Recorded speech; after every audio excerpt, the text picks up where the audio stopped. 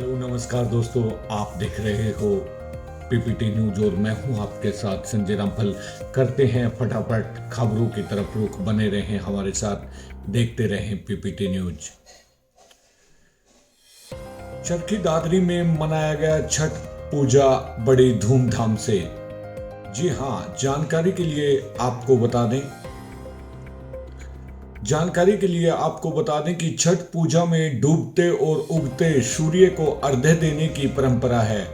अर्घ्य देने के बाद ही व्रत पूरा माना जाता है। जानते हैं आपके शहर में क्या है अर्घ्य देने का समय। लोक आस्था के महापर्व छठ की शुरुआत हो चुकी है और चारों ओर छठ पर्व की धूम देखने को मिल रही है। घर घर छड़ी मैया के गीत बज रहे हैं और चूल्हे में ठेकुआ प्रसाद तैयार हो रहा है। 4 दिवसीय छठ पर्व की रौनक ऐसी होती है जिसमें केवल घर परिवार के लोग ही नहीं बल्कि आसपास के लोग भी रम जाते हैं। बता दें कि छठ पर्व की शुरुआत 17 नवंबर से हो चुकी है और 20 नवंबर को उगते हुए सूर्य को अर्घ्य देने के बाद छठ पूजा संपन्न हो जाएगा। उगते हुए सूर्य को तो अन्य दिनों में भी अर्घ्य दिया जाता है, लेकिन छठ एकमात्र ऐसा पर्व है जिसमें डूबते हुए सूर्य को भी अर्घ्य देने की परंपरा है। यह इस बात का संदेश देता है कि अस्त के बाद उदय जरूर होता है। वहीं इसके पीछे एक मान्यता ये भी है कि जिसके अनुसार सूर्य जब अस्त होते हैं तो वह अपनी दूसरी पत्नी प्रत्युषा सूर्य की अंतिम किरण के साथ रहते हैं, जिन्हें अर्घ्य देने से मनोवांछित फल मिलता है। कार्तिक शुक्ल की षष्ठी तिथि को अस्ताचलगामी सूर्य को अर्घ्य दिया जाता है, जो कि इस साल 19 नवंबर 2023 को है, यानी कि आज। वहीं 20 नवंबर 2023 को कार्तिक शुक्ल सप्तमी के दिन उगते हुए सूर्य को अर्घ्य दिया जाएगा। इसे उषा अर्घ्य या उदीयमान सूर्य अर्घ्य कहा जाता है। इस तरह इन दोनों दिनों में अर्घ्य देने के बाद ही छठ व्रत संपन्न होता है। लेकिन इस बात का विशेष ध्यान रखें कि छठ पूजा में सूर्य देव को अर्घ्य समय पर दें। इसलिए यह जान लीजिए कि आपके शहर में छठ पूजा के लिए संध्या और उषा का अर्घ्य समय क्या है। लंबित सीएम घोषणाओं को तुरंत प्रभाव से कार्यवाही, उपायुक्त मनदीप कौर ने दी जिला अधिकारियों को निर्देश। अब खबर विस्तार से। लंबित सीएम घोषणाओं पर कार्य शुरू करवाने के लिए जल्द से जल्द प्रशासनिक व विभागीय औपचारिकताएं पूरी करवाई जाएं। साथ ही सीएम घोषणाओं से संबंधित पोर्टल पर अपनी प्रगति को अपडेट करवाना सुनिश्चित करें। सीएम घोषणाओं के क्रियान्वयन की समीक्षा को लेकर आयोजित बैठक में उपायुक्त मनदीप कौर ने ये निर्देश दिए हैं। बैठक के दौरान उन्होंने मार्केटिंग बोर्ड, लोक निर्माण विभाग, सिंचाई विभाग, जन स्वास्थ्य विभाग, रोडवेज, शहरी स्थानीय निकाय आदि विभागों के अधिकारियों के साथ सीएम घोषणाओं के क्रियान्वयन की समीक्षा की है। उन्होंने अधिकारियों को निर्देश दिए हैं कि लंबित घोषणाओं की औपचारिकता पूरी करवाई जाए ताकि उन पर शीघ्र कार्य शुरू हो सके। यदि किसी परियोजना के लिए दूसरे विभाग से जमीन ट्रांसफर होनी है तो उसकी जरूरी औपचारिकताएं भी शीघ्र पूरी करें। इसके साथ साथ जिन परियोजनाओं पर निर्माण कार्य चल रहा है उनको गति प्रदान कर अति शीघ्र पूरा करवाएं। उन्होंने अधिकारियों को ये भी निर्देश दिए हैं कि वे सीएम घोषणाओं से संबंधित पोर्टल को भी अपडेट रखें। उन्होंने कहा कि सीएम घोषणाओं को लेकर कार्यालय अध्यक्ष स्वयं गंभीरता दिखाते हुए काम करें और दैनिक तौर पर प्रगति पर नजर रखें।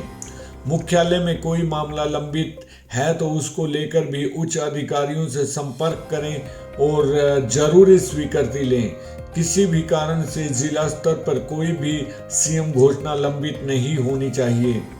जिला स्तर में औपचारिकताएं पूरी करने में देरी ना की जाए।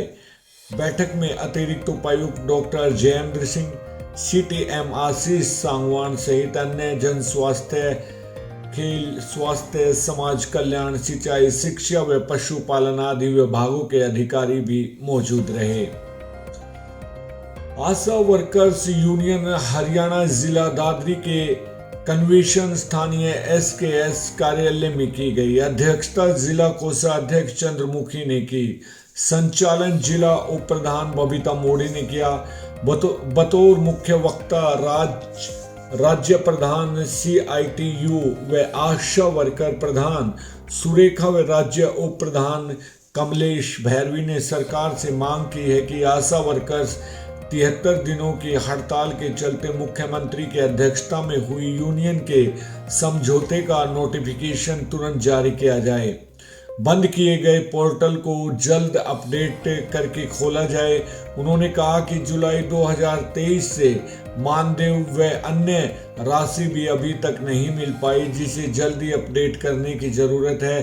केंद्र सरकार से पक्का करने, हेल्थ का दर्जा देने, पेंशन, ग्रेजुएटी आदि देने को लेकर आंदोलन करेंगे। उन्होंने कहा कि 26 नवंबर से लेकर 28 नवंबर तक किसान संगठन खेत मजदूर यूनियन पंचकुला में महापड़ाव डालेंगे।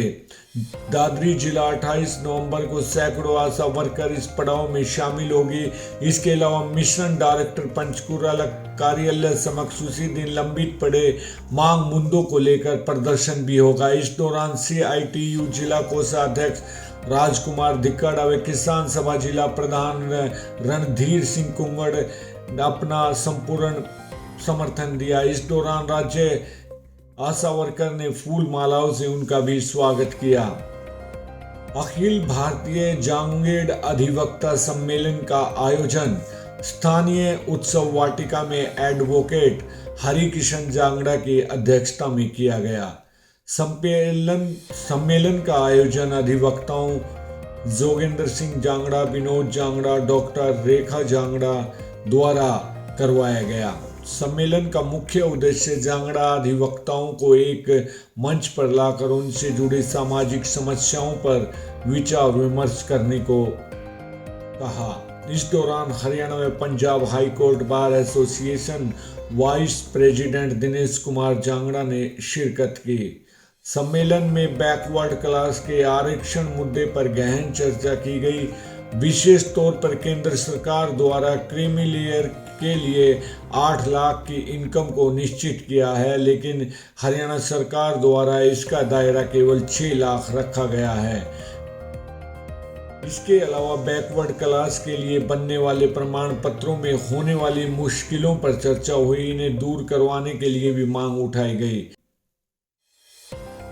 हरियाणा में अब युवाओं की नौकरी के लिए बदला नियम। देखिए क्या है नई योजना। जानकारी के लिए आपको बता दें कि हरियाणा में अब युवाओं की नौकरियों के लिए बदला नियम। क्या है ये योजना, इसी के बारे में हम चर्चा करेंगे। आपको बता दें कि हरियाणा में अब किसी भी विभाग में 18 साल से कम उम्र के युवाओं को सरकारी नौकरी नहीं मिलेगी। सामान्य वर्ग के लिए 18 से 42 साल तक के उम्र के उम्मीदवार ही आवेदन कर सकेंगे। अनुसूचित जाति पिछड़ा वर्ग सैन्य सेवा के दौरान विकलांग हुए सैनिकों की पत्नियों, विधवा और तलाकशुदा महिलाओं और अविवाहित युवतियों को 47 साल की उम्र तक आवेदन करने की छूट रहेगी। दिव्यांग और कच्चे कर्मचारियों को 52 साल की उम्र तक सरकारी सेवा आने का मौका मिलेगा। वित्त विभाग के अतिरिक्त मुख्य सचिव अनुराग रस्तोगी ने इस संबंध में अधिसूचना जारी कर दी है। हालांकि प्रदेश सरकार पहले ही आवेदन की न्यूनतम आयु 17 साल से बढ़ाकर 18 साल कर चुकी है, लेकिन इसके बावजूद कुछ विभागों में तृतीय और चतुर्थ श्रेणी पदों के लिए न्यूनतम आयु सीमा 17 साल है।